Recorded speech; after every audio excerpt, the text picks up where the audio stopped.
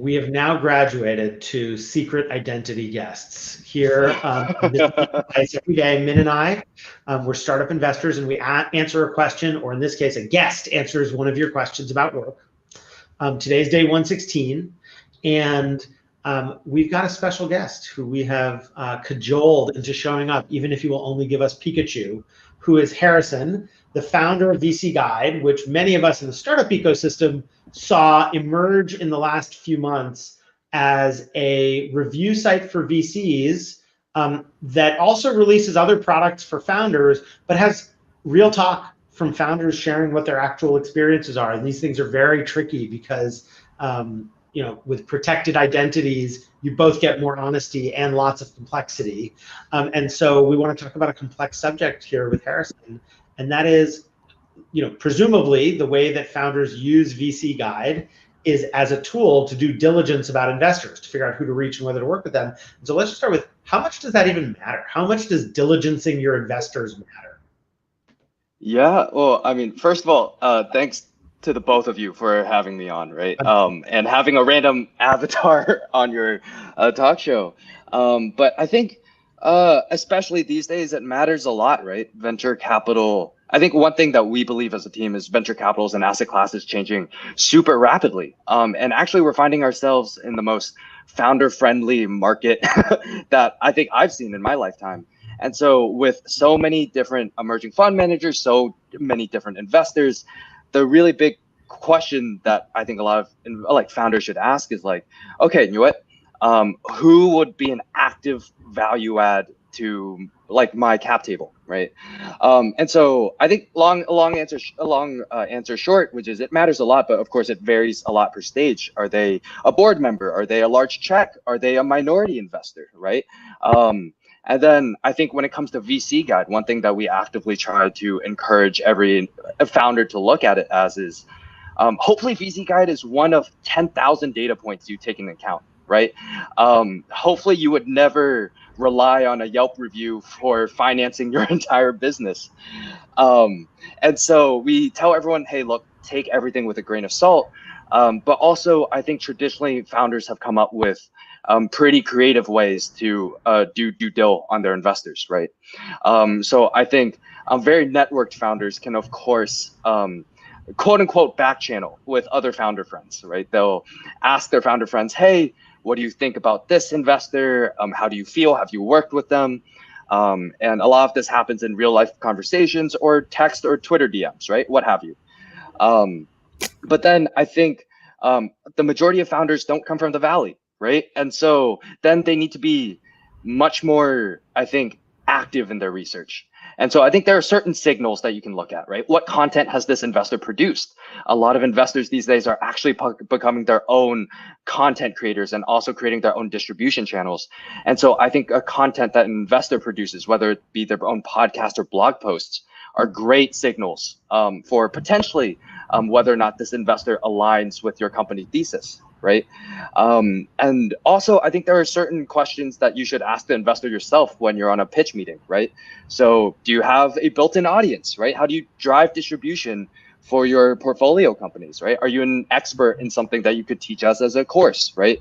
Can you refer me to other portfolio founders of yours and let me talk to them? I think I've heard a lot of founders who are in the VCG community bring these up.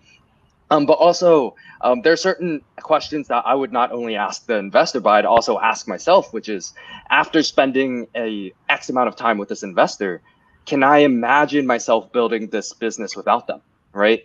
And in a very ideal world, you would spend a significant amount of time with an investor before you work with them, just like you date someone for a long time before you marry them, right? But also, you know, we live in COVID, so I realize the world is crazy and a lot of pitch meetings are happening over Zoom right now. And so anyways, that is my super long answer to the question. That's great. I mean, it's great. Min, it looks like you're about to say something. Yeah, no, I mean, I think there's like that element of transparency that you're talking about, Harrison, which is like certainly like one of our biggest like values. And Roy, I do want to hear your perspective, because you've written like a whole blog post about why founders should and how they can reference their investors. Well, too. I mean, I'll pick up on Harrison's point that you should only take them if you can't imagine building the company without them. Ideally, obviously, sometimes you just need money, and there's one person who wants to give you money, and you just need to figure out, are they an axe murderer or not? There's like different realities to it. But I think one of the real talk challenges is in raising money sucks. It's tiring. It's like, this important thing that's in other people's hands. And by the time you get to having an offer, there's often such a profound sense of relief that you just want it to be over with. So you actually, at that point, really only want to hear good things. And so most founders, my fear is that many founders miss. I think most founders underdo it on reference checking their VCs, diligencing with tools like VC Guide, just doing their outside-in homework, even Google searching the name of the person to make sure, like, if they were like accused of something awful, at least you know about it, stuff like that, and then you can ask about it. Most founders underdo it, I think, and it is like hiring somebody, except that it's very hard to fire them. So however many references you do on a hire, however much research and diligence you do, what would you do if it were irreversible? And I really respect that tension. We're in it now with several companies who are like, they want to finish out their round, but they also don't want axe murderers on their cap table. And so you just got to balance and find your way. And I think the more tools, the better. It's why we're grateful for what you've been building a VC Guide. Although I'm sure at some point, I mean, look, you know me, I got a pretty defined bluntness. At some point, somebody's gonna be like, this guy's a fucking asshole. And how to respond to that? And the answer might be, okay. I don't know. I don't know. An asshole, but I don't know. And I'll just say, just to everybody in the community, Harrison's done a great job of giving you advice and responding well here. If you have other questions for him, he is findable on Twitter, and you should follow there because, as I said, it's not just this review guide. They're also rolling out other products, and there are exciting announcements that you can follow if you chase him there. And I think that's what we got for today. Anything else, Min? No, love that. Thank you so much, Harrison. And we hope that you'll come back on it at some point. Ask questions, ask more questions. That's our fuel. Feed us questions. And I'm wearing my Hanukkah sweater because tonight is Startup Festivus, which if you followed our Twitter, you saw this is our event for all the startups that are too small, new, lonely, something to throw their own holiday party. It's too late now if you didn't already request your invitation, but look out for it for next year.